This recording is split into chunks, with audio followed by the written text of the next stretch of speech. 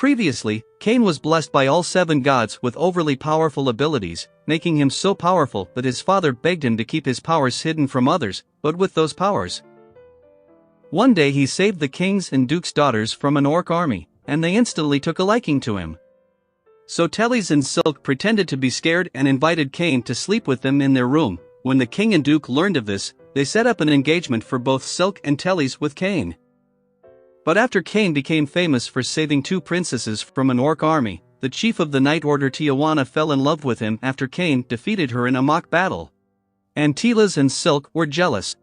After that, Cian was concentrating on learning the magic of the first emperor, and he was also a Japanese guy reincarnated in this world. The only difference being that Yuya was summoned here after an accident, whereas Cian was reborn here. Then Tellys and Silk came to hang out with him in the middle of it.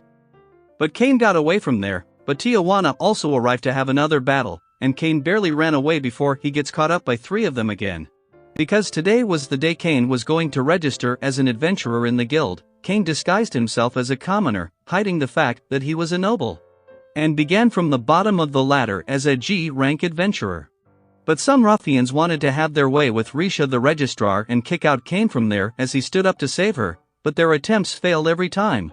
So an A-rank adventurer named Claude steps in and scares them away. He is rank A adventurer, so his observations were keen that Cian was strong enough to deal with them. Claude is a famous adventurer who works with his wife, and their party has been called Ice Flame because his wife uses ice magic. But then Lena arrives to scold Claude for slacking off while they had already taken a quest together and drags him away. Then Cian took a goblin hunting job for the G-rank quest, but Tijuana followed him even there to be a part of his husband's first adventure, and they took off into the woods. Tijuana was treating this quest like a romantic date, and Cian sensed the goblin right up ahead. But when they arrived at the location, the goblins had already attacked a civilian, so Cian used a boost spell on Tijuana which multiplied her power, and she then took out all the goblins herself. It felt like Cian and she were one in body and mind, but still there was another threat from green lizard monsters. So Tijuana took that man away while Cian stayed behind and killed 30 lizards with a single ice spell. So, when he returns to the guild, he tells Risha about the lizards, hoping that it will be included in the reward as well. But the green lizards are monsters that a D-rank adventurer can fight if there is only one, so, to her surprise, Cian told her that he had defeated about 30 of them. Raider ran to the guild chief to inform him of this, and Cedric was convinced that Cian had cheated in this quest and had not killed those lizards himself. Cedric blamed him for wanting to climb the rank for money and all and trying to trick them for rewards. Cian tries to explain himself but he just won't listen and was about to expel him.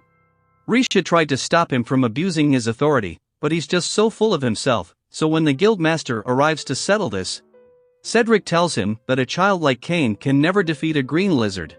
But then Eden calls out Tijuana, and to everyone's surprise, she excitingly calls Cian her husband.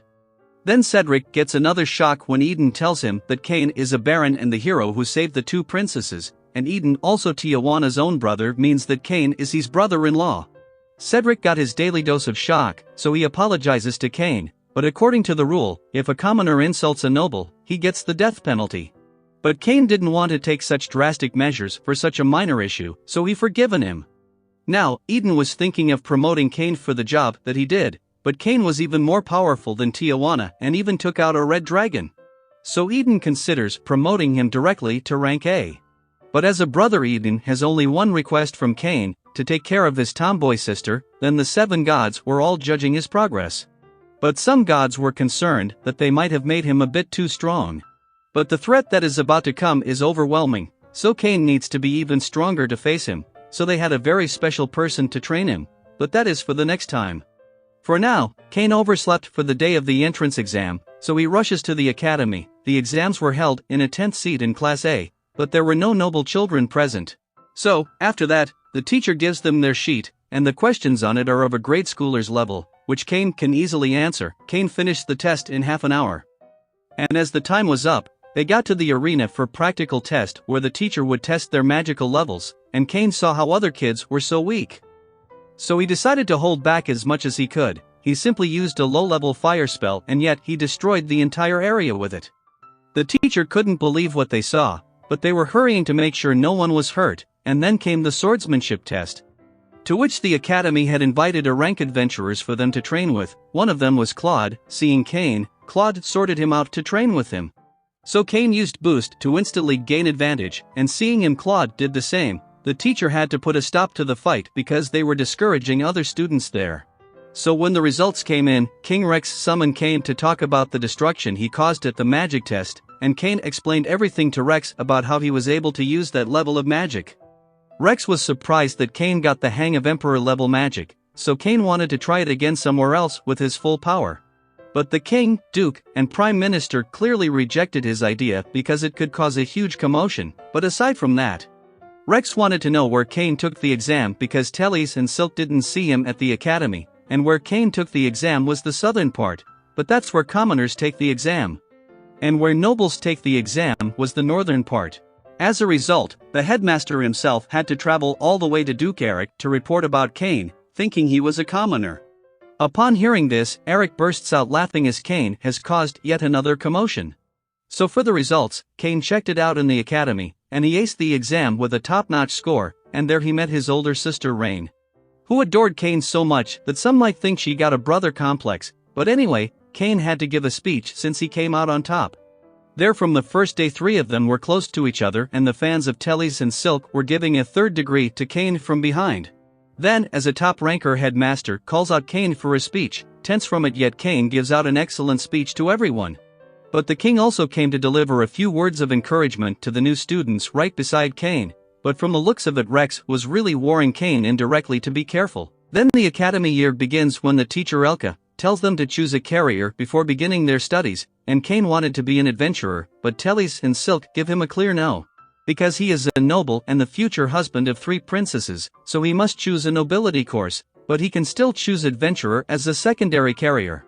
And Tellys wants to learn internal affairs to manage Cain's future estate, and Silk wants to learn commerce to manage Cain's future domain. Both were thoughtful fiancés, but then on the corridor they saw a rich kid bullying a girl, and from afar Cain saw cat ears, and she was Parma, a childhood friend, so Cain steps in to save her. And seeing him, that kid named Habit wanted Cain to join them instead of taking a commoner's side. But then they got their pants wet when they saw Silk and Tellys, because according to imperial law, no one can use their noble title in the academy, so they had no choice but to get away. Tellys and Silk order Cain to get on his knees while they have a nice conversation with Parma, because they were jealous. Then someone used telepathy magic to contact Cain, telling him to come to the library. Cain went there, but the door led him to a completely different location, and the person who called out Cain was actually the first Emperor Kanzuya. Well, the episode has come to an end here, but if you want to stay up to date on the next part, please subscribe to the channel so you don't miss out on any of our videos.